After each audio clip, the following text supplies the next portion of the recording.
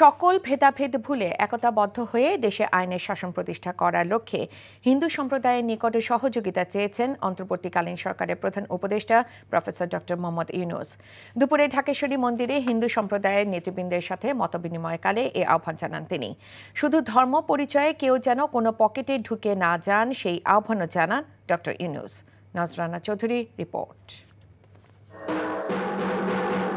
অন্তর্বর্তীকালীন সরকারের প্রধান উপদেষ্টা প্রফেসর ডক্টর মোহাম্মদ ইউনূস যখন মঙ্গলবার দুপুরে ঢাকেশ্বরী মন্দিরে এসে পৌঁছান, তখন হিন্দু রীতি অনুযায়ী শঙ্খধ্বনি ও ঢাকের বাদ্যের তালে তাকে স্বাগত জানানো হয়। পূজা উদযাপন পরিষদের নেতাদের হাতে হাত ধরে তিনি মন্দিরে প্রবেশ করেন। এ সময় হিন্দু সম্প্রদায়ের নেতারা প্রধান উপদেষ্টার কাছে তাদের বেশ কিছু অভিযোগের কথা তুলে ধরেন। এই আশাটা গতকাল থেকে চেষ্টা করতেছি, সুবিধা করতে পারতেছি না। গতকাল এখানে আসারও কথা ছিল, গতকাল আপনাদের সঙ্গে বসারও কথা ছিল, সময় হচ্ছে না বলে এটা আজকে চলে আসছে। আজকে আরেক মিটিংয়ে এসেছি, সেই মিটিং দিয়ে বললাম যে এই কথা হচ্ছে কিন্তু কাজটা হচ্ছে না, আমরা এখনই যাবো। ওই অবস্থাতে চলে এসেছি, আবার ওই মিটিংয়ে গিয়ে যোগদান করবো। ডক্টর ইউনূস বলেন, তারা একটি পরিবার হিসেবে বাংলাদেশকে গড়ে তুলতে চান, যেখানে কোনো ভেদাভেদ থাকবে না। বড় রকমের একটা বিভেদের আওয়াজ শুনছি। আমাদের যে গণতান্ত্রিক যে আকাঙ্ক্ষা, সেখানে আমরা বিবেচিত মুসলমান হিসেবে নয়, হিন্দু হিসেবে নয়, বৌদ্ধ হিসেবে নয়, মানুষ হিসেবে আমাদের অধিকারগুলো নিশ্চিত হোক। সমস্ত সমস্যার গোড়া হলো আমরা যত প্রাতিষ্ঠানিক আয়োজন এগুলো করেছি সবকিছু পচে গেছে। ন্যায় বিচার হলে কে বিচার পাবেন আমাদের বলেন? আমি কি দেখতেছি এটা কোন ধর্মের কোন জাতের কি, এটা বলা আছে আইনে, বলা আছে আপনার বিচার। এই সম্প্রদায় হলে ওইখানে ওই আদালতে যাবে, ওই সম্প্রদায় হলে ওই আদালতে। আইন একটা, কার সাধ্য আছে সেখানে বিভেদ করে যে এর রকম একটা ওর রকম একটা, এটা হতে পারে না। এ সময় প্রধান উপদেষ্টা গ্রামীণ ব্যাংক প্রতিষ্ঠার সময় তার কিছু অভিজ্ঞতার কথা তুলে ধরেন। তিনি বলেন, গ্রামীণ ব্যাংকের সুবিধা গ্রহণের জন্য তারা যেমন হিন্দু মুসলমান বিবেচনা করেননি, তেমনি বাংলাদেশেও এরকম কোনো পরিচয় দেখতে চান না তিনি। অধিকারটাকে প্রতিষ্ঠিত করে আমাদের মূল কাজটার মধ্যে যেতে হবে। আপনাদের নেহাত সুনির্বন্ধ অনুরোধ, আপনারা ওই বিভিন্ন ইয়েতে চলে যেন না, ক্ষোভের মধ্যে চলে যেন না। এই ক্ষোভ হলে এই ক্ষোভের মধ্যে মারামারি কারাগারি লেগে যাবে। একত্রে আসুন, এক আইন, যে আমাদের আইনের অধিকার দিতে হবে। আজকে যেটা বললেন যে আমরা আইনের অধিকার পাইনি, আমাদের বিচার, এইটাই হলো আসল জিনিস। বিচার ব্যবস্থা আমাদের দিকে তাকায় না, পুলিশ আমাদের দিকে তাকায় না, কিছুই আমাদের দিকে তাকায় না, কারণ আমি অধিকারটা প্রতিষ্ঠা করতে পারি নাই। মতবিনিময় শেষে প্রধান উপদেষ্টা ঢাকেশ্বরী মন্দির কমপ্লেক্স ঘুরে দেখেন। নজরানা চৌধুরী, এনটিভি নিউজ, ঢাকা। ছাত্র আন্দোলনে মোহাম্মদপুর এলাকায় পুলিশের গুলিতে মুদি দোকানদার আবু সায়েদের মৃত্যুর ঘটনায় সাবেক প্রধানমন্ত্রী শেখ হাসিনা ও সাবেক 2 মন্ত্রী সহ 7 জনের বিরুদ্ধে হত্যা মামলা দায়ের করেছেন এক ভুক্তভোগী। ঢাকা চিফ মেট্রোপলিটন ম্যাজিস্ট্রেট আদালতে রাজধানীর আদাবর এলাকার বাসিন্দা ব্যবসায়ী SM আমির হামজা বাদী হয়ে মামলাটি করেন।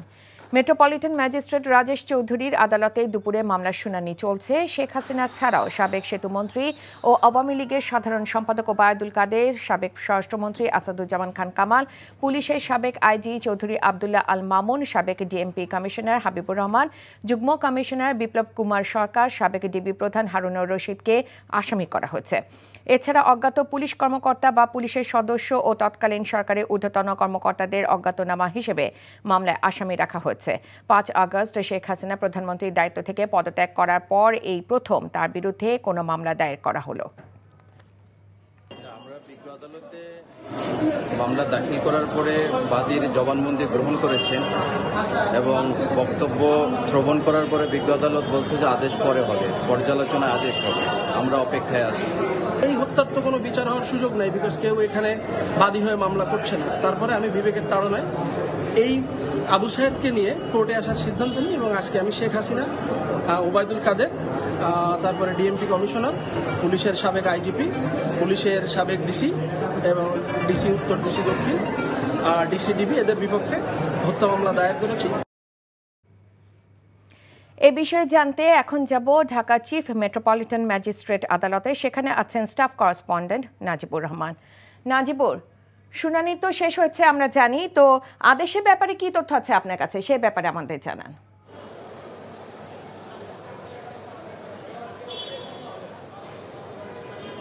5 আগস্ট সদ্য বিদায়ী প্রধানমন্ত্রী শেখ হাসিনা দেশ ত্যাগ করার পর এই প্রথম তার বিরুদ্ধে এবং তার ঘনিষ্ঠ 2 মন্ত্রী এবং পুলিশ 3 কর্মকর্তার বিরুদ্ধে কিন্তু আজ সকালে মামলা দায়ের করা হয়েছে এবং বিচারক যেই chief metropolitan magistrate Rajesh Chowdhury তার আদালতে মামলা দায়ের করা হয়েছে এবং তিনি এটি গ্রহণ করেছেন এবং পর্যালোচনা চলছে। আমরা আইনজীবীর কাছ থেকে জানতে পেরেছি বাদীপক্ষের, তিনি আমাদেরকে যেটি জানিয়েছেন যে কিছুক্ষণের মধ্যে হয়তো পর্যালোচনার পর একটি আদেশ দেয়া হবে এবং আইনজীবী যেটি বলছিলেন যে গত 19 জুলাই এই কোটা সংস্কার আন্দোলনকারীদের বিক্ষোভের মুখে পুলিশ যে নির্বিচারে গুলি ছুঁড়েছেন সেখানে মোহাম্মদপুর বসিলা এলাকার একজন মুদি দোকানদার রাস্তা পার হওয়ার সময় তার গায়ে গুলিবিদ্ধ হন এবং গুলিবিদ্ধ হওয়ার পরপরই তিনি মারা যান সেখানে এবং সেই ঘটনা থেকেই কিন্তু সেই এলাকারই একজন ব্যবসায়ী যিনি রয়েছেন আমির হামজা রাতিল নামে এবং সে কিন্তু এসে এইখানে মামলা দায়ের করেছেন এবং তিনি কিছুক্ষণ আগে আমাদের সাথে কথা বলছিলেন এবং কথা বলার সময় কিন্তু সে আবেগতাড়িত হয়ে বেশ কিছু বিষয় তিনি তুলে ধরেছেন যে এই নির্বিচারের যেই হত্যা চলেছে রাজধানীর বিভিন্ন এলাকায় সেই বিষয়টি তাকে অনেক আবেগপ্রবণ করেছেন এবং সেই বিষয়টি নিয়েই কিন্তু সে এখানে মামলা দায়ের করেছেন এবং সাংবাদিকদের পক্ষ থেকে তাকে বলা হয়েছিল যে এই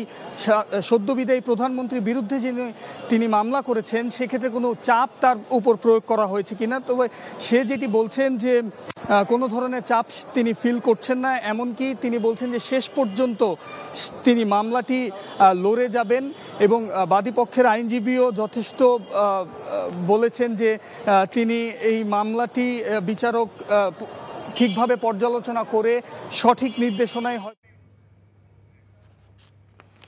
জানছিলাম শেখ হাসিনা সহ 7 জনের বিরুদ্ধে হত্যা মামলা দায়েরের খবর। অন্তর্বর্তীকালীন সরকারের উপদেষ্টা পরিষদের সবশেষ উপদেষ্টা হিসেবে শপথ নিয়েছেন বীর মুক্তিযোদ্ধা ফারুকী আজম বীর প্রতীক। আজ বেলা 11টায় বঙ্গভবনে রাষ্ট্রপতি মোহাম্মদ শাহাবুদ্দিন তাকে শপথ বাক্য পাঠ করান। অন্তর্বর্তীকালীন সরকারের প্রধান উপদেষ্টা প্রফেসর ডক্টর মোহাম্মদ ইউনূস সহ উপদেষ্টা মণ্ডলীর বেশ কয়েকজন সদস্য এবং রাষ্ট্রের ঊর্ধ্বতন বেসামরিক সামরিক কর্মকর্তারা শপথ অনুষ্ঠানে যোগ দেন। শপথ গ্রহণ শেষে ফারুকী আজমকে অভিনন্দন জানান প্রধান উপদেষ্টা ডক্টর মোহাম্মদ ইউনূস। নতুন দায়িত্ব নেওয়া উপদেষ্টারাও তাকে এই দায়িত্ব দেওয়ার জন্য প্রধান উপদেষ্টাকে ধন্যবাদ দেন।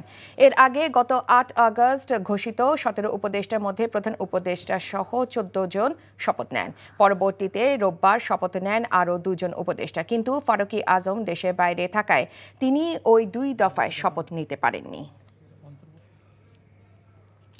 সুপ্রিম কোর্টের আপিল বিভাগে সদ্য নিয়োগ পাওয়া 4 বিচারপতিকে শপথ পাঠ করিয়েছেন প্রধান বিচারপতি সৈয়দ রেফাত আহমেদ। শপথ নেওয়া 4 বিচারপতি হলেন বিচারপতি জুবায়ের রহমান চৌধুরী, বিচারপতি সৈয়দ মোহাম্মদ জিয়াউল করিম, বিচারপতি মোহাম্মদ রেজাউল হক ও বিচারপতি SM এমদাদুল হক। সকালে সুপ্রিম কোর্টের জাজেস লাউঞ্জে বিচারপতিদের শপথ গ্রহণ অনুষ্ঠিত হয়। শপথ অনুষ্ঠান পরিচালনা করেন সুপ্রিম কোর্টের রেজিস্ট্রার জেনারেল আজিজ আহমেদ ভূঁইয়া। এর আগে সোমবার রাতে সুপ্রিম কোর্টের আপিল বিভাগে 4 জনকে বিচারপতি হিসেবে নিয়োগ দিয়েছেন রাষ্ট্রপতি মোহাম্মদ শাহাবুদ্দিন।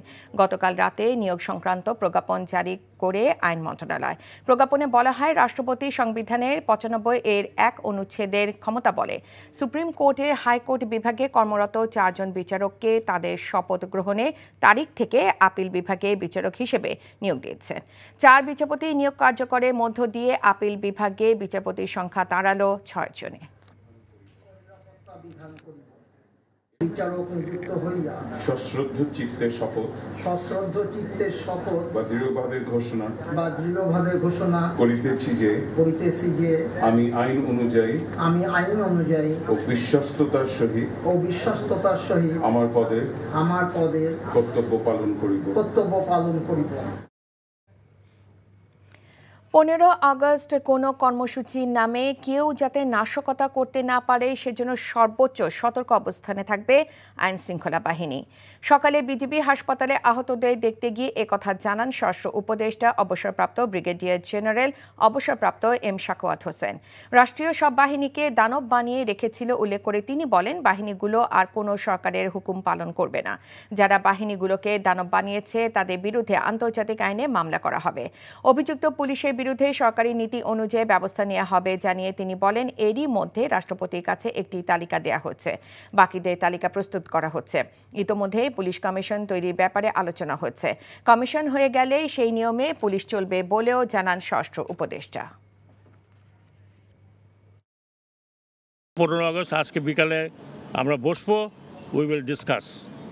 যেইটাই হয় there be heavy presence of police, কেউ যাতে কোনো রকমের গণ্ডগোল করতে না পারে। I will try to bring them on to the justice, দেশে এবং দেশের বাইরে, সে যত বড়ই হোক। আমার হাতে যদি পড়ে I straight way put them into jail. Bharat থেকে শেখ হাসিনা নতুন চক্রান্ত শুরু করেছে বলে অভিযোগ করেছেন বিএনপি মহাসচিব মির্জা ফখরুল ইসলাম আলমগীর। বিকেলে ঠাকুরগাঁওয়ের গড়াইয়া কলেজ মাঠে বিএনপি আয়োজিত ঐক্য ও সম্প্রীতি সমাবেশে তিনি এ কথা বলেন। পালিয়েও লাভ হবে না। আমরা বলেছিলাম যে কোন দিকে পালাবে তুমি, কোন দিকে পথ নাই। উত্তরে উত্তুঙ্গ পর্বতমালা, দক্ষিণে বঙ্গোপসাগর, কোনো পালাবার পথ নাই। আওয়ামী লীগের ওই অবস্থা হয়েছে। এটাই হয় যারা আল্লাহকে অস্বীকার করে জনগণের উপর অন্যায় অত্যাচার করতে থাকে, করেছে। আমাদের আলেম ওলামাদেরকে ফাঁসি পর্যন্ত দিয়েছে, তাদের কারাগারে নির্যাতিত করে রেখেছে। আমাদের বিএনপি সহ বিরোধী দলের নেতা কর্মীকে দিনের পর দিন কারাগারে রেখেছে। তারপরেও শেষ রক্ষা হয় নাই, পালিয়ে যেতে হয়েছে। নতুন ষড়যন্ত্র শুরু করছে, চক্রান্ত। যখন মানুষের সামনে দাঁড়াতে পারে না, এখন আমাদের হিন্দু ভাইদেরকে ঢাল হিসেবে আগে বাড়ায় দিতে চায়। এটাই হচ্ছে তাদের একটা কৌশল খেলা। দীর্ঘ বিরতির পর দেশজুড়ে সড়কে যানবাহন নিয়ন্ত্রণের কাজে নেমেছে ট্রাফিক পুলিশ। খুলনা ট্রাফিক পুলিশের সাথে শিক্ষার্থী ও বিএনসিসি সদস্যরা যানবাহন নিয়ন্ত্রণে সড়কে দায়িত্ব পালন করছে। টানা 8 দিন পর সাভার ও আশুলিয়ার কাজে যোগ দিয়েছে শিল্প পুলিশ। সকাল থেকে শিল্পাঞ্চলে নিরাপত্তার দায়িত্বে মাঠে নেমেছেন বিশেষায়িত পুলিশের এই বিশেষ ইউনিটের সদস্যরা। পর্যটন নগরী কক্সবাজার শহরের সড়কগুলোতে ফিরেছে ট্রাফিক পুলিশ। সাধারণ শিক্ষার্থীরাও ট্রাফিক পুলিশের সাথে সড়কে শৃঙ্খলা ফেরাতে দায়িত্ব পালন করছে। সিরাজগঞ্জের সড়ক মহাসড়কে শৃঙ্খলা রক্ষায় কাজে ফিরেছে ট্রাফিক পুলিশ। তাদের সাথে কাজ করছে বিএনসিসি, রভার স্কাউট, বিভিন্ন স্কুল কলেজের শিক্ষার্থীরা সহ স্বেচ্ছাসেবীরা। সকাল থেকে ঝালকাঠি শহরে বিভিন্ন পয়েন্টে ট্রাফিক কন্ট্রোলের কার্যক্রম শুরু করেছে জেলা ট্রাফিক বিভাগের সদস্যরা। এছাড়া বান্দরবান, মুন্সিগঞ্জ, মৌলভীবাজার ও হবিগঞ্জে শুরু হয়েছে পুলিশের কার্যক্রম। গাড়িতে এনটিভির স্টিকার রেখে সাংবাদিক পরিচয় দিয়ে মহাসড়কে কর্তব্যরত শিক্ষার্থীদের হাতে আটকের সময় গুলি করে পালিয়ে গেছেন এক ব্যক্তি। পরে সেনাবাহিনীর সদস্যরা গাড়িটি আটক করে পুলিশের কাছে সোপর্দ করেছে। পুলিশ ও এলাকাবাসী জানায়, সোমবার ভোর রাতে একটি জিপ গাড়ি গাজীপুর চৌরাস্তা হয়ে ঢাকা যাচ্ছিল। গাড়িটি বোর্ডবাজারের বড় বাড়ি এলাকায় পৌঁছলে মহাসড়কে দায়িত্বরত শিক্ষার্থীরা থামাতে বলে। এ সময় গাড়িতে থাকা ব্যক্তি নিজেকে সাংবাদিক পরিচয় দেয় এবং গাড়ি না থামিয়ে গুলি করে দ্রুত পালিয়ে যাওয়ার চেষ্টা করে। পরে ছাত্ররা ধাওয়া দিয়ে তারগাছ এলাকায় গাড়িকে আটক করে। শিক্ষার্থীরা গাড়ি তল্লাশি শুরু করলে চালকের আসনে বসা ব্যক্তি ফাঁকা গুলি করে পালিয়ে যায়। গাড়ির ভেতর থেকে উপসহকারী পুলিশ কমিশনার মোহাম্মদ সাইফুল ইসলামের একটি ভিজিটিং কার্ড সহ অন্যান্য মালামাল উদ্ধার করে এবং সেগুলো তদন্ত করে যাচাই বাছাই করা হচ্ছে বলে গাছা থানার ওসি জানান। সেনাবাহিনী টহল টিমকে কাছ থেকে গাড়ি এবং তাদের কর্তৃক জব্দকৃত বের করে যে গাড়ি মালামাল পাওয়া গেছে সেটি তাদের উপস্থাপন মতে স্থানীয় সাক্ষীদের মোকাবেলায় আমরা জব্দ করে আমাদের নিজের হেফাজতে নিয়ে আসি। শিক্ষার্থীদের সঙ্গে অশ্লীল আচরণ ও হত্যার হুমকির অভিযোগে সিরাজগঞ্জের 250 শয্যা বিশিষ্ট বঙ্গমাতা শেখ ফজিলাতুন্নেসা মুজিব জেনারেল হাসপাতালের তত্ত্বাবধায়ক রতন কুমার রায়কে বদলি করা হয়েছে। স্বাস্থ্য মন্ত্রণালয় থেকে পাঠানো আদেশে তাকে বরিশাল আইএসটিতে বদলি করা হয়েছে বলে Sirajganj civil surgeon doctor Rampada Roy নিশ্চিত করেছেন। সোমবার হাসপাতালে বিভিন্ন অনিয়ম নিয়ে শিক্ষার্থীরা প্রশ্ন তোলায় তত্ত্বাবধায়ক রতন কুমার রায় তাদের সাথে অশ্লীল আচরণ করে, এক পর্যায়ে গলা কেটে হত্যার হুমকি দেয়। এই ঘটনার একটি ভিডিও ফুটেজ সামাজিক যোগাযোগ মাধ্যম ফেসবুকে ছড়িয়ে পড়লে তার পদত্যাগ ও শাস্তি দাবি করেন বৈষম্য বিরোধী ছাত্র আন্দোলনের শিক্ষার্থীরা। স্বৈরাচার সরকারের ভয়াবহ পরিণতি থেকে শিক্ষা নিয়ে নতুন বাংলাদেশ গড়ার লক্ষ্যে চট্টগ্রামে অনুষ্ঠিত হয়েছে শান্তি মিছিল। জেলার হাটহাজারী সদরে অনুষ্ঠিত হয় সম্প্রীতি সমাবেশ। এতে এলাকা তথা দেশবাসীর প্রতি ধর্ম বর্ণ নির্বিশেষে ভ্রাতৃত্ব বন্ধন ও শান্তি রক্ষার আহ্বান জানিয়ে বক্তব্য রাখেন বিএনপি চেয়ারপারসনের উপদেষ্টা বীর মুক্তিযোদ্ধা এস.এম. ফজলুল হক। সমাবেশ শেষে মুক্তিযোদ্ধা ফজলুল হকের নেতৃত্বে একটি শান্তি বের হয়। বগুড়া গাবতলী উপজেলার সন্ধ্যা বাড়িতে সংখ্যালঘু সম্প্রদায়ের সাথে মতবিনিময় করেন বিএনপি চেয়ারপারসনের উপদেষ্টা ও সাবেক এমপি হেলালুজ্জামান তালুকদার লালু। উপজেলার সন্ধ্যাবাড়ি এলাকায় এই মতবিনিময় সভায় উপস্থিত ছিলেন উপজেলা বিএনপির বিভিন্ন পর্যায়ের নেতৃবৃন্দ। এ সময় সনাতন ধর্মাবলম্বীরা বলেন, সাম্প্রদায়িক সম্প্রীতির সাথে বসবাস করে আসছে, কখনোই হামলার শিকার হয়নি। বর্তমান সময়ে রাজনৈতিক দলগুলো আমাদের নিরাপত্তা নিশ্চিতে সব ধরনের ব্যবস্থা নেয়ায় আমরা খুশি। এদিকে মংলায় কেন্দ্রীয় মন্দির সহ উপজেলার মোট ৩৮টি মন্দির পাহারা ও সর্বসাধারণের নিরাপত্তায় কাজ করছে কোস্টগার্ড। এছাড়া বন্দর ও ইপিজেড সহ গুরুত্বপূর্ণ স্থাপনা নিরাপত্তার পাশাপাশি জনগণের জানমাল রক্ষা প্রতিরোধে কাজ করে যাচ্ছে coast guard. A Dhaka court has accepted a murder case against ousted Prime Minister Sheikh Hasina and 6 others in connection with the death of a shop owner in the capital's Mohammadpur during the student protests. Dhaka Metropolitan Magistrate Rajesh Chaudhary passed the order today, accepting the complaint by plaintiff S.M. Amir Hamza as direct testimony. Hamza is a well-wisher of the victim, grocery shop owner Abu Said, who was shot dead in the violence surrounding the protests. Arrest warrants will be issued against the accused as the court has taken cognizance of the case.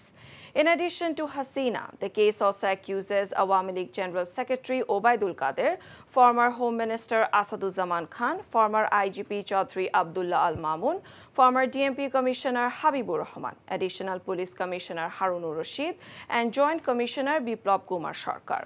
The plaintiff also applied to add unnamed senior police officers and government officials as defendants to the case.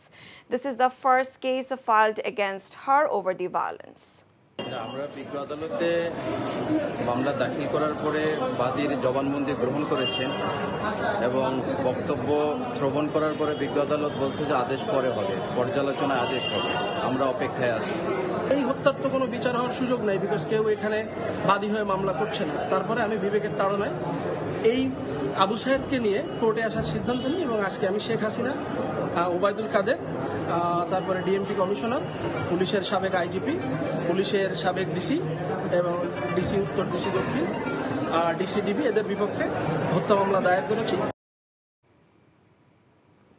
Chief Advisor to Interim Government Dr. Mohammad Yunus has said the prime goal of the interim government is ensuring human rights and freedom of speech for all. He said this after visiting Dhakeshwari National Temple today. He urged the Hindu community people to treat themselves as human beings and children of the soil. The Nobel laureate categorically mentioned everyone is equal in the eyes of law. There is no scope to create differences. The 84 years old Dr. Yunus urged all to cooperate the interim government for establishing the rule of law in Bangladesh. বড় রকমের একটা বিভেদের আওয়াজ শুনছি। আমাদের যে গণতান্ত্রিক যে আকাঙ্ক্ষা, সেখানে আমরা বিবেচিত মুসলমান হিসেবে নয়, হিন্দু হিসেবে নয়, বৌদ্ধ হিসেবে নয়, মানুষ হিসেবে আমাদের অধিকারগুলো নিশ্চিত হোক। সমস্ত সমস্যার গোড়া হলো আমরা যত প্রাতিষ্ঠানিক আয়োজন এগুলো করেছি সব কিছু পচে গেছে। ন্যায় বিচার হলে কে বিচার পাবেন আমাকে বলেন? আমি কি দেখতেছি এটা কোন ধর্মের কোন জাতের কি এটা বলা আছে? আইনে বলা আছে আপনার বিচার এই সম্প্রদায় হলে ওইখানে ওই আদালতে যায়, ওই সম্প্রদায় হলে ওই আদালতে। আইন একটা, কার সাধ্য আছে সেখানে বিরোধ করে যে এর রকম একটা ওর রকম একটা, এটা হতে পারে না। Home Advisor Brigadier General retired M. Shakhawat Hussain has warned that if anyone tries to unleash anarchy on 15th August, they will be dealt with an iron hand. He made the warning after visiting BGB Hospital in the morning. Saying that the autocratic regime made all the state institutions as monsters, the advisor said nobody should follow illegal instructions of any government. Cases will be filed against those who made the law enforcement agencies monsters following the international law. 15 August আজকে বিকালে আমরা বসবো, we will discuss. যেইটাই হয় there be heavy presence of police, কেউ যাতে কোনো রকমের গণ্ডগোল করতে না পারে। I will try to bring them on to the justice, দেশে এবং দেশের বাইরে, সে যত বড়ই হোক। আমার হাতে যদি পড়ে, I will straight way put them into jail. BNP Secretary General Mirza Fakhrul Islam Alamgir has alleged that the autocrat Sheikh Hasina is hatching a new conspiracy sting in India. He made the allegation while addressing the BNP's Peace and Unity rally in Thakurgaon in the afternoon. পালিয়েও লাভ হবে না। আমরা বলেছিলাম যে কোন দিকে পালাবে তুমি, কোনো দিকে পথ নাই। উত্তরে উত্তুঙ্গ পর্বতমালা, দক্ষিণে বঙ্গোপসাগর, কোনো পালাবার পথ নাই। আজকে আওয়ামী লীগের ওই অবস্থা হয়েছে। এটাই হয় যারা আল্লাহকে অস্বীকার করে জনগণের উপর অন্যায় অত্যাচার করতে থাকে, করেছে। আমাদের আলেম ওলামাদেরকে ফাঁসি পর্যন্ত দিয়েছে, তাদের কারাগারে নির্যাতিত করে রেখেছে। আমাদের বিএনপি সহ বিরোধী দলের নেতা কর্মীকে দিনের পর দিন কারাগারে রেখেছে। তারপরেও শেষ রক্ষা হয় নাই, পালিয়ে যেতে হয়েছে। নতুন ষড়যন্ত্র শুরু করছে, চক্রান্ত। যখন মানুষের সামনে দাঁড়াতে পারে না, এখন আমাদের হিন্দু ভাইদেরকে ঢাল হিসেবে আগে বাড়ায় দিতে চায়। এটাই হচ্ছে তাদের একটা কৌশল, খেলা। BNP Standing Committee member Amir Khosrow Mahmood Chaudhary has alleged the autocratic regime carried out a state-sponsored program during the ongoing anti-discrimination movement. He said that BNP has submitted a letter to the United Nations seeking an investigation into the mass killings. গণহত্যা হয়েছে একটি সরকারের পৃষ্ঠপোষকতায়, সরাসরি পৃষ্ঠপোষকতায়। সারা বিশ্বের কাছে বাংলাদেশে যে ঘটনাটা ঘটেছে, এটা সারা বিশ্বের কাছে ঘৃণিত হয়েছে এবং সারা বিশ্বে এটার প্রতিবাদ করেছে। সুতরাং আমরা মনে করি এই জন্য আন্তর্জাতিক মানের একটি স্বচ্ছ নিরপেক্ষ তদন্তের মাধ্যমে জাতিকে কলঙ্কমুক্ত করতে হবে। Freedom fighter Farooqi Azam Bir Protik was sworn in today as an advisor to the interim government. The swearing-in ceremony was held at the Darbar Hall of the Bongo Bhavan in the morning. President Mohammad Shahabuddin administered the oath of office to advisor Farooqi Azam. Naval Commando Farooqi Azam took oath at 11:05 a.m. in presence of the Chief Advisor Dr. Muhammad Yunus.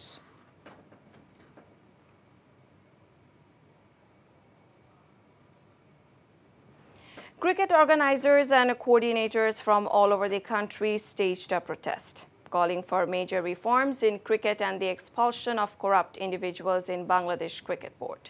The protest took place in front of the Mirpur Sher-e-Bangla National Cricket Stadium today.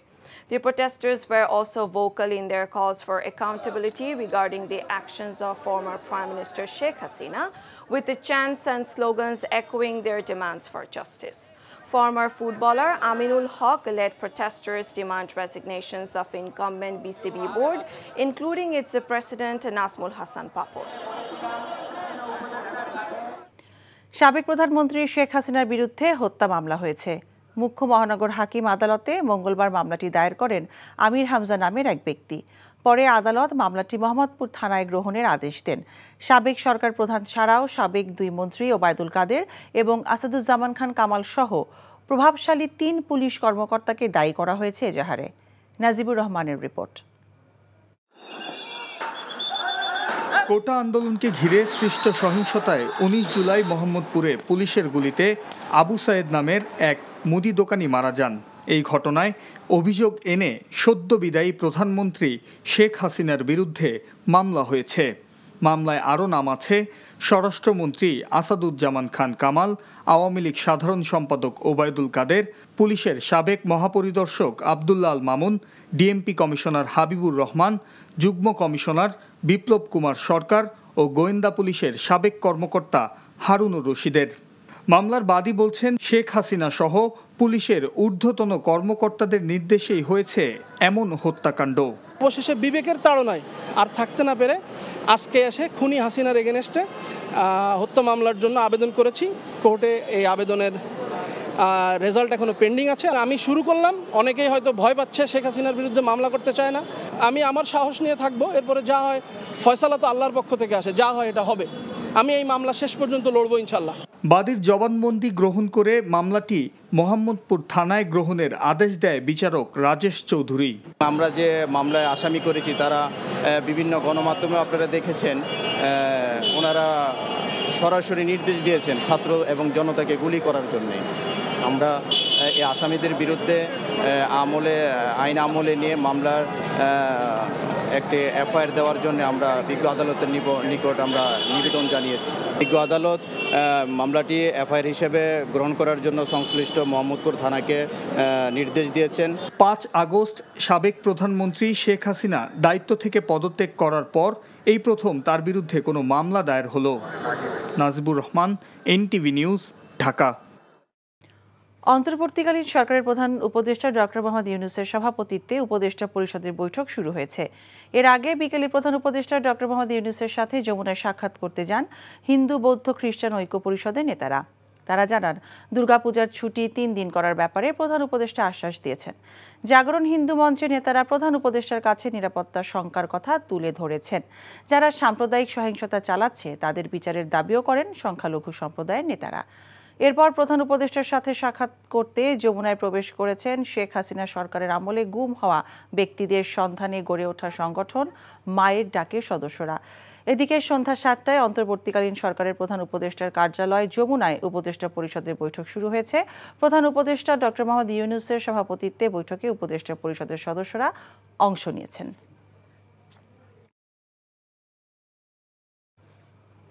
বৈঠকের আরও খবর জানতে আমরা যাচ্ছি প্রধান উপদেষ্টার সরকারি বাসভবন ও কার্যালয় যমুনায়। সেখানে আছেন আমাদের বিশেষ করেসপন্ডেন্ট মুকসিমুল হাসান। সরাসরি কথা বলছি আমরা তার সাথে। মুকসিমুল, বৈঠকটি এখন কোন পর্যায়ে রয়েছে আর বিষয়বস্তু সম্পর্কে কিছু জানতে পেরেছেন কিনা আমাদেরকে জানাবেন। হ্যাঁ মিতা, আসলে বৈঠক যতটুকু আমরা ধরে নিচ্ছি বৈঠক শেষ, কেননা বৈঠক শুরু হয়েছে বিকেল 4টায়। বিকেল 4টায় বৈঠক শুরু হয়েছে। উপদেষ্টা পরিষদের এই বৈঠক মূলত এটি ক্যাবিনেট বৈঠকই বলা যায়, যেহেতু এটি অন্তর্বর্তীকালীন সরকার। সুতরাং অন্তর্বর্তীকালীন সরকারের প্রধান উপদেষ্টা ডক্টর মোহাম্মদ ইউনূস তার সভাপতিত্বেই এই বৈঠক শুরু হয়েছে। এবং এর আগে আমরা দেখেছি যে ফারুক আজম তিনি সবশেষ শপথ নিয়েছেন আজ, যে কারণে বলা যাচ্ছে যে এই উপদেষ্টা পরিষদের সবাইকে নিয়ে এটি প্রথম বৈঠক। এবং এই বৈঠকে বিস্তারিত কিছুক্ষণ পরে পরিবেশ, বন এবং জলবায়ু পরিবর্তন বিষয়ক উপদেষ্টা সৈয়দা রেজাওয়ানা হাসান তিনি ব্রিফিং করবেন, তিনি আমাদেরকে জানাবেন। তবে আমরা যতটুকু জানতে পেরেছি এই বৈঠকে মূলত 15ই আগস্ট রাষ্ট্রীয়ভাবে শোক দিবসের দিন থাকবে কিনা কিংবা এদিন ছুটি থাকার বিষয়টি আমরা জানতে পেরেছি যে এটি হয়তো বাতিল হয়ে ছুটি হবে, এই একটি বিষয়। আর অন্যান্য বিভিন্ন পদে পদায়ন এবং বিভিন্ন জনের বিষয়, এই বিষয়গুলোতে হয়তো আলোচনা হয়েছে। এর বাইরে আমরা যদি বলি যে হিন্দু বৌদ্ধ খ্রিস্টান ঐক্য পরিষদ তারা যে দেখা করেছিলেন, তারা তাদের 8 দফা দাবি তুলে ধরেছেন এবং বিশেষ করে তারা 3 দিন দুর্গাপূজা সার্বজনীন দুর্গা উৎসবের জন্য ছুটি চেয়েছেন। এবং তারা বেরিয়ে এসে সংগঠনটির সাধারণ সম্পাদক রানা দাশগুপ্ত তিনি জানিয়েছেন যে তাদের এই আশ্বাসটি অনেকটাই আশ্বাস দেওয়া হয়েছে। আর সব মিলিয়ে যদি বলি যে এর বাইরে দুপুরের পর থেকেই এই প্রধান উপদেষ্টার রাষ্ট্রীয় বাসভবন বলি কিংবা তার কার্যালয় বলি, সেখানে দুপুরের পর থেকেই বিভিন্ন একের পর এক সংগঠন কিংবা প্রতিনিধিরা ঢুকছেন এবং তারা বেরিয়ে আসছেন। এবং এই সামগ্রিক কার্যক্রম নিয়ে একটু পরে ব্রিফিং হবে, ব্রিফিংয়ের পরে আমরা জানিয়ে দিতে পারবো যে আসলে বৈঠকে কি কি বিষয় নিয়ে আলোচনা হয়েছে। মিতা, সাবেক প্রধানমন্ত্রী শেখ হাসিনার বেসরকারি শিল্প ও বিনিয়োগ উপদেষ্টা সালমান এফ রহমান এবং সাবেক আইনমন্ত্রী আনিসুল হককে গ্রেফতার করা হয়েছে। নৌপথে পালিয়ে ভারত যাবার পথে ঢাকার সদরঘাট থেকে এই 2 নেতাকে গ্রেফতার করে পুলিশ। পুলিশ জানায়, নিউ মার্কেট থানায় দায়ের করা মামলায় সাবেক আইনমন্ত্রী আনিসুল হক এবং সাবেক প্রধানমন্ত্রী শেখ হাসিনার বেসরকারি শিল্প ও বিনিয়োগ উপদেষ্টা সালমান এফ রহমানকে গ্রেফতার দেখানো হয়েছে। 5ই আগস্ট শেখ হাসিনা প্রধানমন্ত্রীর পদ থেকে পদত্যাগ করে পালিয়ে ভারত যাবার পর গা ঢাকা দেন সালমান ও আনিসুল হক। পালিয়ে থাকার 8 দিনের মাথায় ভারতে যাবার পথে রাজধানীর সদরঘাট থেকে তাদের গ্রেফতার করল পুলিশ। দেশকে অস্থিতিশীল করতে ভারতে বসে স্বৈরাচার শেখ হাসিনা চক্রান্ত করছেন বলে অভিযোগ করেছেন বিএনপির মহাসচিব মির্জা ফখরুল ইসলাম আলমগীর। বলেছেন, নৈরাজ্য তৈরি করতে টাকা ছড়াচ্ছে আওয়ামী লীগ, রাস্তায় নামার মুখ নেই, তাই আওয়ামী লীগ হিন্দুদের ঢাল হিসেবে ব্যবহার করছে বলেও মন্তব্য করেন তিনি। ঠাকুরগাঁওয়ে ঐক্য ও সম্প্রীতি সমাবেশে এসব বলেন মির্জা ফখরুল। লুৎফর রহমান মিঠুকে সাথে নিয়ে ইমরুল হাসানের রিপোর্ট, ছবি তুলেছেন রিপন মৃথা। 16 বছরের নির্যাতন নিপীড়নে পিষ্ট বিএনপি নেতাকর্মীদের ডর ভয়হীন সরব উপস্থিতি, মিছিলে স্লোগানে স্বৈরাচার শেখ হাসিনার পতনের উল্লাস। বাঁধ ভাঙ্গা এই জনস্রোত ঠাকুরগাঁয়ের গড়েয়া কলেজ মাঠের। তাদের উদ্দেশ্যে দেয়া বক্তব্যে বিএনপির মহাসচিব বলেন, ছাত্রদের আন্দোলন দমন করতে নিষ্ঠুর পথ বেছে নিয়েছিল স্বৈরাচার শেখ হাসিনার সরকার। তবে গণ অভ্যুত্থানে শেষ রক্ষা হয়নি তাদের। বিচারের দাবি জানান আওয়ামী লীগ প্রধান সহ দলের নেতাদের। রংপুরের সাইডের কথা মনে আছে আপনার? একইভাবে মুগ্ধর কথা মনে আছে যে পানি রাখবে বলে কাঁদছিল, সেই ছেলেকে পয়েন্ট ব্ল্যাঙ্ক গুলি করে মারলো। তারা অনেকে পালিয়েছে, অনেকে পালাতে পারে নাই, তারা এখন পর্যন্ত লুকিয়ে আছে বিভিন্ন জায়গায়। কোন দিকে পালাবে তুমি? কোনো দিকে পথ নাই। উত্তরে উত্তঙ্গ পর্বতমালা, দক্ষিণে বঙ্গোপসাগর, কোনো পালাবার পথ নাই। বিএনপির মহাসচিব বলেন, দেশ থেকে পালিয়ে গেলেও ষড়যন্ত্র বন্ধ হয়নি স্বৈরাচার শেখ হাসিনার। আল্লাহকে অস্বীকার করে জনগণের উপর অন্যায় অত্যাচার করতে করেছে, আমাদের আলেম ওলামাদেরকে ফাঁসি পর্যন্ত দিয়েছে, তাদের কারাগারে নির্যাতিত করে রেখেছে, আমাদের বিএনপি সহ বিরোধী দলের নেতা কর্মীকে দিনের পর দিন কারাগারে রেখেছে। তারপরেও শেষ রক্ষা হয় নাই, পালিয়ে যেতে হয়েছে এবং দেশ ছেড়ে পালাতে হয়েছে। এখন গিয়ে আশ্রয় নিয়েছেন কোথায়? ওই ভারতের দিল্লিতে। ওখান থেকে এখন শুরু করেছেন নতুন এক চক্রান্ত। রাজনৈতিক পালাবদলের সময় কিছু সহিংসতা হয় উল্লেখ করে মির্জা ফখরুল বলেন, সেটাকে ভিন্নভাবে উপস্থাপন করা হচ্ছে হীন স্বার্থে। আমাদের হিন্দু ভাইদেরকে ঢাল হিসেবে আগে বাড়ায় দিতে চায়, এটাই হচ্ছে তাদের একটা কৌশল, খেলা, অপচেষ্টা। যখনই তারা হারতে থাকবে, যখনই আপনার জনগণ তাদের কাছ থেকে মুখ ঘুরে নেবে, নির্বাচনে হেরে যাবে, আন্দোলনে হেরে যাবে, তখন তারা বলবে যে হিন্দু ভাইদের উপর অত্যাচার হচ্ছে, নির্যাতন হচ্ছে। যে কোনো ষড়যন্ত্র রুখে দিতে নেতাকর্মীদের প্রতি আহ্বান জানান বিএনপির মহাসচিব। আমার বুকের রক্ত যাবে, তারপরে আপনাদের আঘাত আসবে। আমি সব গণ অভ্যুত্থানের মুখে স্বৈরাচার শেখ হাসিনা পালিয়ে যাবার পর ঢাকার বাইরে প্রথম কর্মসূচি বিএনপির মহাসচিব মির্জা ফখরুল ইসলাম আলমগীরের। রাজনৈতিক পট পরিবর্তনে একদিকে উচ্ছ্বাস থাকলেও নেতাকর্মীদের দায়িত্ববোধের কথাও স্মরণ করিয়ে দিলেন তিনি। আহ্বান জানালেন দেশের স্থিতিশীলতা রক্ষায় অন্তর্বর্তী সরকারকে সহযোগিতা করার। সন্ধ্যায় রুহিয়ায় আরও একটি ঐক্য ও সম্প্রীতির সমাবেশে বক্তব্য রাখেন মির্জা ফখরুল। সেখানেও ঢল নামে হাজারো জনতার। যে কোনো ষড়যন্ত্র রুখে দিতে নেতাকর্মীদের প্রতি আহ্বান জানান বিএনপির মহাসচিব। Imrul Hasan, NTV news, Thakurgaon. বাংলাদেশের অন্তর্বর্তী সরকারকে অন্তর্ভুক্তিমূলক করার আহ্বান জানিয়েছেন জাতিসংঘের মহাসচিব অ্যান্তোনিও গুতেরেস। অন্তর্বর্তীকালীন সরকারকে দেশব্যাপী নারী, যুবক এবং জনগণের পাশাপাশি সংখ্যালঘু ও আদিবাসী সম্প্রদায়ের কণ্ঠস্বর বিবেচনা করে অন্তর্ভুক্তিমূলক হওয়ার জন্য সর্বাত্মক প্রচেষ্টা চালিয়ে যাওয়ার আহ্বান জানিয়েছেন তিনি। সহিংস কর্মকাণ্ডের স্বাধীন, নিরপেক্ষ এবং স্বচ্ছ তদন্তের প্রয়োজনীয়তার উপর জোর দেন তিনি। অন্তর্বর্তী সরকারের সমর্থনে বাংলাদেশে শান্তিপূর্ণ সংসদ নির্বাচন আয়োজনের প্রচেষ্টাকে স্বাগত জানিয়েছেন গুতেরেস। এদিকে অন্তর্বর্তীকালীন সরকারের মেয়াদ নিয়ে প্রশ্নের জবাবে মহাসচিবের উপমুখপাত্র ফারহান হক বলেন, জাতিসংঘ আশা করে গণতান্ত্রিক শাসন পুনঃপ্রতিষ্ঠায় দ্রুত একটি সময়সীমা জানানো হবে। প্রতিশ্রুতি অনুযায়ী বিদেশি ঋণের কিস্তি পরিশোধ করা হবে জানিয়ে অর্থ ও পরিকল্পনা উপদেষ্টা ডক্টর সালেউদ্দিন আহমেদ বলেছেন, এ নিয়ে উন্নয়ন সহযোগীদের চিন্তার কিছু নেই। মঙ্গলবার পরিকল্পনা মন্ত্রণালয় বৈঠকের পর তিনি আরও জানান, মূল্যস্ফীতি কমাতে কার্যকর উদ্যোগ গ্রহণ করার পাশাপাশি ব্যাংকিং খাতের সংস্কারে নজর দেওয়া হচ্ছে। হাসানুল শাওনের রিপোর্ট। দায়িত্ব গ্রহণের পর প্রথমবারের মতো পরিকল্পনা মন্ত্রণালয়ে উপদেষ্টা ডক্টর সালেউদ্দিন আহমেদ বৈঠক করেন পরিকল্পনা মন্ত্রণালয়ের অধীনে বিভিন্ন বিভাগের সচিব ও দায়িত্বপ্রাপ্তদের সাথে। পরে তিনি জানান, প্রকল্পের নামে লুটপাট ও রাষ্ট্রীয় সম্পদের অপচয় বন্ধ করা হবে। কথা বলেন মূল্যস্ফীতি নিয়েও। বাংলাদেশের এখন আমাদের অর্থের অপচয় বন্ধ করতেই হবে, যে কোনো প্রশাসনিক ব্যয় বলুন করে। দ্বিতীয়ত অর্থের ইউটিলাইজেশন, এবং সেই অর্থটা আমাদের দেশীয় সম্পদ, বহির সম্পদ, লোন গ্র্যান্ট দুটোই। আমরা ইনফ্লেশন খাদ্য সচিব, তারপরে বাণিজ্য সচিব আর কৃষি সচিব তো বসতে হবে, ইভেন আমি ইন্ডাস্ট্রি বলছি, কারণ সরকারের ব্যাপার আছে ওখানে। পরে অর্থনৈতিক সম্পর্ক বিভাগের কর্মকর্তাদের সাথে বৈঠক শেষে এই উপদেষ্টা বলেন, অর্থনীতিতে চাপ থাকলেও নিয়মিতভাবে বিদেশি ঋণের কিস্তি পরিশোধ করতে হবে। না করতে পারবো না, আমাদের দিতে হবে, তো আমাদের কমিটমেন্ট আছে, যেভাবে যে করে থাকবো সেটা বড় ব্যাপার না, তাই না? আমাদের তো এই কমিটমেন্টগুলো করতে আমরা ডিফল্ট না করি। তো এটা নিয়ে ডোনারদের আমরা অ্যাসিওর করছি যে তোমরা একটু ব্যাপারে কোনো চিন্তা, কমিটমেন্ট যেটা আছে সেটা করবো না। আর ভবিষ্যতে যে খরচ হবে সেটা তো প্রতিটা ভবিষ্যতে কেয়ারফুলি করতে বলেছি, ওরা করবে। এ সময় সব কর্মকর্তাকে আরও দায়িত্বশীল হওয়ারও নির্দেশনা দেন অর্থ ও পরিকল্পনা উপদেষ্টা। Hasanul Shaon, NTV news, Dhaka. সনাতন ধর্মাবলম্বীদের ওপর হামলার শিকার অধিকাংশই আওয়ামী লীগ নেতা। 100টির বেশি মন্দিরের হামলার দাবি করলেও তালিকা সত্যায়িত করতে পারেনি বাংলাদেশ হিন্দু বৌদ্ধ খ্রিস্টান ঐক্য পরিষদ। তাদের দাবি, দীর্ঘদিনের সংখ্যালঘু সুরক্ষা নিয়েই মূলত তারা মাঠে আছেন।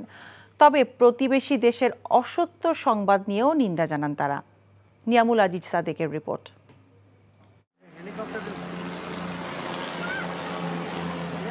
রিয়া গোপ নারায়ণগঞ্জে নির্বিচারে র্যাবের গুলিতে নিজ বাসার বারান্দায় নিহত হলেও তাকে সনাতনী হত্যাকাণ্ডের শিকার বলে হিন্দু সমাবেশে তুলে ধরা হয়েছে। জলের গানের রাহুল আনন্দের বাড়িতে আগুন লাগে পাশের বাড়ি থেকে, কিন্তু এ নিয়ে আন্তর্জাতিক গণমাধ্যমে তিনি মিথ্যা তথ্য দিয়েছিলেন।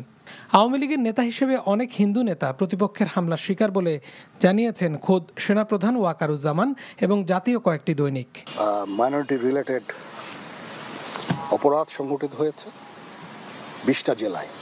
এগুলোর মধ্যেও মোস্টলি হচ্ছে যে পলিটিক্যাল রাইভালরি। দেশের বিভিন্ন স্থানে ছাত্র জনতা অভ্যুত্থানের পরদিন থেকে সনাতনী ধর্মাবলম্বীদের নামে সমাবেশ হয় ঢাকাসহ দেশের বিভিন্ন স্থানে, কিন্তু মন্দিরে হামলা নিয়ে সুস্পষ্ট কিছু জানেন না আন্দোলনকারীরা। মন্দিরে হামলার সময় হিন্দু ধর্মের বেশ কয়েকজন হাতে নাতে আটকের পর তাদের কয়েকজন জানিয়েছিলেন নির্দেশিত হয়েই তারা হামলা করেছিলেন। সৌমিত তুহিন আর আমাদের বম ফুটাইতে বলছে আর কি, ফুটাইছি। পথনাটকের অভিনেত্রীকে সনাতনী নির্যাতন, ক্রিকেটার মাশরাফির বাড়ির আগুনকে লিটন দাসের বাসা বলে চালানো ভারতের বেশ কয়েকটি গণমাধ্যম অব্যাহতভাবে প্রচার করছে বাংলাদেশে ভালো নেই হিন্দুরা। ঐতিহাসিক বাস্তবতা, সেই বাস্তবতায় আমরা হিন্দু মুসলিম বৌদ্ধ খ্রিস্টান আমরা একসাথে মিলেমিশে হাজার বছর ধরে আছি এবং এটি সৌহার্দ্যের সম্প্রীতির একটি বাংলাদেশ আমরা বিনির্মাণ সবসময় করার জন্য এটার পক্ষে আমরা বলছি। বিগত যে সরকারটি চলে গেল সেই সরকার কিন্তু আমরা সবাই জানি, এটি ওপেন সিক্রেট, ভারত সরকারের বা ভারতের যে বর্তমান সরকার সেই সরকারের মদতপুষ্ট ছিল বা তাদের সাহায্য, তাদের ব্লেসিং তাদের উপর ছিল।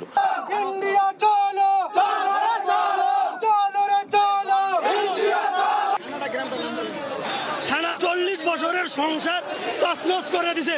আমার মেহেরপুর অ্যাড্রেস আমি আপনাকে এখন দিতে পারছি না, আপনি চাইলে আমি এমনি সব দিতে পারবো, কোনো সমস্যা নাই। থানাটা ভুলে গেছি এই মুহূর্তে, আমার মনে নাই।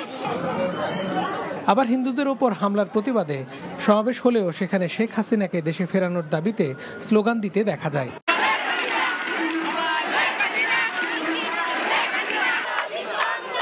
তবে সংখ্যালঘুরা যেন কারো রাজনৈতিক হাতিয়ার বা আক্রান্ত না হন, এজন্য সংখ্যালঘু সুরক্ষা আইন দ্রুত করার দাবি তোলেন তারা। প্রত্যেকটা তথ্য সুনির্দিষ্টভাবে আমরা আপনাদের নিকট খুব দ্রুত উপস্থাপন করব, সেগুলোকে ভেরিফাইড করার পর। স্বাধীনতা 53 বছরে কোনো সরকার সংখ্যালঘুদের নিরাপত্তা নিশ্চিত করতে পারেনি, যেখানে আমি নিজে বলছি যে 53 বছরে কোনো সরকারই আমাদের নিরাপত্তা নিশ্চিত করতে পারেনি, সেখানে কিন্তু সকল দল চলে আসতেছে। তারা বলেন, যেসব জায়গায় সংখ্যালঘুরা ও মন্দিরের উপর হামলা হয়েছে সেসবের সুষ্ঠু তদন্ত করে বিচার করতে হবে। Niamul Aziz Sadiq, NTV news, Dhaka. বাংলাদেশ ব্যাংকের গভর্নর হচ্ছেন বিশিষ্ট অর্থনীতিবিদ ডক্টর আহসান এইচ মনসুর। তবে তাঁকে গভর্নর হিসেবে নিয়োগ দিতে বয়সের বাধ্যবাধকতা সংক্রান্ত বাংলাদেশ ব্যাংক আদেশের পরিবর্তন করতে হচ্ছে সরকারকে। সর্বোচ্চ ৬৭ বছর বয়সী কোনো ব্যক্তিকে কেন্দ্রীয় ব্যাংকের গভর্নর নিয়োগ করা যায়, কিন্তু আহসান এইচ মনসুরের বয়স এখন ৭২ বছরের বেশি। সেই কারণে তাকে গভর্নর হিসেবে নিয়োগ দিতে আইন সংশোধনের উদ্যোগ নিয়েছে অর্থ মন্ত্রণালয়। আহসান এইচ মনসুর বর্তমানে বেসরকারি গবেষণা প্রতিষ্ঠান পলিসি রিসার্চ ইনস্টিটিউটের নির্বাহী পরিচালক। আগে তিনি আন্তর্জাতিক মুদ্রা তহবিল IMF এর বিভিন্ন গুরুত্বপূর্ণ দায়িত্ব পালন করেছেন। অন্যদিকে পুঁজিবাজার নিয়ন্ত্রক সংস্থা Bangladesh securities and exchange commission BSEC chairman হিসেবে নিয়োগ দেওয়া হয়েছে ডক্টর M মাসরুর রিয়াজকে। অর্থ মন্ত্রণালয়ের আর্থিক প্রতিষ্ঠান বিভাগ মঙ্গলবার এই বিষয়ে প্রজ্ঞাপন জারি করেছে। ৪ বছরের জন্য তাঁকে নিয়োগ দেওয়া হয়েছে। মাসরুর রিয়াজ গবেষণা প্রতিষ্ঠান পলিসি এক্সচেঞ্জ বাংলাদেশের চেয়ারম্যান এবং CEO। এবার বোর্ড পরিচালকদের অবিলম্বে পদত্যাগের দাবিতে মিরপুর কার্যালয়ে সকাল থেকে প্রতিবাদ সমাবেশ করেছেন সাবেক খেলোয়াড় ও সংগঠকরা। মাঠের ক্রিকেটের ব্যর্থতা এবং সাংগঠনিক দুর্নীতির অভিযোগে সভাপতি নাজমুল হাসান পাপন সহ অন্য পরিচালকদের পদত্যাগের দাবি করেছেন জাতীয় ফুটবল দলের সাবেক অধিনায়ক আমিনুল হক। তার নেতৃত্বাধীন বাংলাদেশ ক্রীড়া উন্নয়ন পরিষদে পরিচালকদের অবিলম্বে পদত্যাগের দাবি করেছেন অন্যরাও। পাশাপাশি বর্তমান ক্রীড়া উপদেষ্টার সঙ্গে আলোচনায় বসতে চান সাবেক ক্রীড়া সংগঠকরা। নিলয় মজুমদারের রিপোর্ট। গত সপ্তাহ জুড়ে বিসিবিতে শোডাউন করেছে একের পর এক পক্ষ। এবার মিছিল নয়, একরকম আলটিমেটাম নিয়ে মঙ্গলবার সকালে মিরপুর শেরেবাংলা স্টেডিয়ামে উপস্থিত হয়েছিলেন শত শত প্রতিবাদকারী। বাংলাদেশ ক্রিকেট বোর্ডের সংস্কারের প্রথম উদ্যোগ হিসেবে বর্তমান নির্বাচিত পর্ষদের পদত্যাগের দাবি ছিল তাদের কণ্ঠে। আমাদের দাবি হচ্ছে যে এই ক্রিকেট বোর্ডের যারা পরিচালক রয়েছেন তারা অনতিবিলম্বে পদত্যাগ করে, স্বেচ্ছায় পদত্যাগ করে, যেহেতু ICCর কিছু রুলস রয়েছে এবং সেটা আমরা দ্রুত বর্তমান যে অন্তর্বর্তীকালীন সরকারের যে উপদেষ্টা রয়েছেন তার সাথে বসে আলোচনা করে নতুনভাবে একটি ফরম্যাট করে ICCর যে নিয়ম রয়েছে সেই নিয়ম মাফিক আমরা কাজ করে আমরা ইলেকশনের মাধ্যমে নতুন একটি বডি দাবি করছি এবং সেই বডির মাধ্যমে বাংলাদেশের ক্রিকেট ভবিষ্যতে এগিয়ে যাবে সেটা আমরা প্রত্যাশা করছি। একসময় বিক্ষোভ প্রতিবাদের মাত্রা বেড়ে গেলে বিসিবিতে ঢুকে পড়ে সেনাবাহিনী। নিরাপত্তা দিতেই এই ব্যবস্থা। তারপরও থেমেছিল না বিসিবির বর্তমান পরিচালনা পর্ষদকে সরিয়ে অন্তর্বর্তীকালীন কমিটি গঠনের দাবি। উপদেষ্টা আছে, তার কাছে আমাদের দাবি যে উনি একটি সুন্দর একটি অ্যাডহক কমিটির মাধ্যমে বোর্ড পরিচালিত করেন। ICCর সাথে সমন্বয় করে এখানে যে গঠনতন্ত্র আছে, গঠনতন্ত্র কালকে যারা ওখানে গিয়েছেন, আমাদের দাবি হলো যারা গিয়েছেন, যারা উপদেষ্টাকে মিসগাইড করেছেন তাদের পদত্যাগ করতে হবে। এদিকে বিসিবি তার নিজস্ব নিয়মে চলবে বলে জানিয়েছেন বোর্ড পরিচালক খালেদ মাহমুদ। বিসিবি তো কারোর প্রাইভেট প্রপার্টি না, তো বিসিবিতে ডেফিনেটলি যাকে প্রয়োজন যারা থাকবে, আজকে আমরা ছিলাম বা আমরা আছি এখনো, আমরা থাকি কি থাকি না তো সময় বলে দিবে। Niloy Majumdar, NTV news, Dhaka. আবাহনী থেকে লোপাট হয়ে যাওয়া ট্রফিগুলো ফেরত দেওয়ার আহ্বান জানিয়েছেন ক্লাবটির সাবেক ও বর্তমান তারকা খেলোয়াড়রা। গত 5ই আগস্ট দুষ্কৃতিকারীরা ভাঙচুর চালায় ঐতিহ্যবাহী এই ক্লাবটিতে। লোপাট হয়ে যাওয়া 2 শতাধিক ট্রফির মধ্যে মাত্র 7টি ফেরত পেয়েছেন তারা। বাকি ট্রফিগুলো ফিরিয়ে দেওয়ার জন্য অনুরোধ করেছেন ক্লাবটির সাবেক ও বর্তমান তারকারা। দুপুরে ক্লাব প্রাঙ্গণ পরিদর্শন শেষে এই আহ্বান জানান তারা। এ সময় ক্রিকেট ও ফুটবলের সাবেক খেলোয়াড়রা উপস্থিত ছিলেন। নিজেদের প্রিয় ক্লাবের বর্তমান অবস্থা দেখে আবেগ আপ্লুত হয়ে পড়েন তারা। জানান, এই ট্রফিগুলোর খুব বেশি আর্থিক মূল্য নেই, তবে মর্যাদার দিক থেকে অমূল্য। ট্রফিগুলো ফিরিয়ে পেতে প্রয়োজনে অর্থ দেওয়ার কথাও বলেছেন ক্লাব কর্তারা। রাজনৈতিক পট পরিবর্তনের সাথে ক্লাবের কোনো সম্পর্ক নেই মন্তব্য করেন তারা।